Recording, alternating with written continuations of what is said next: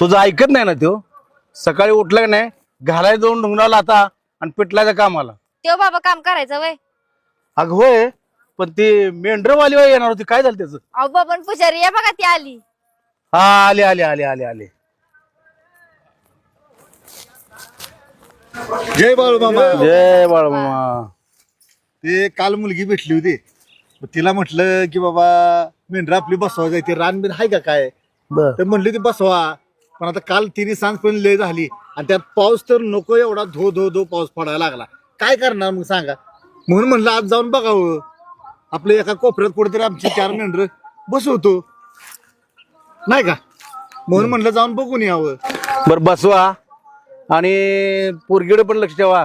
तिचा नवरा असा दारोडा, ती तर इकडे तुमच्याकडे घराकडे कसे बघणार? तुम्हीच लक्ष ठेवा, तुम्हीच मेंढर बसवा. शेवटी कसं आहे, कोणाच्या रानात वगैरे जाऊ देऊ नका, कारण शेजार धर्म काय चांगला नसतो तुम्हाला माहिती आहे. आपल्या शेताचं बसवा आणि आपल्या शेताचं बसून झालं आपल्या एका साईडने घेऊन जावा. तुम्ही पोरीचं एवढं चांगलं करा बस, आम्हाला काही नको. बाळूमामा आशीर्वाद तुझ्या पाठीशी राहू द्या.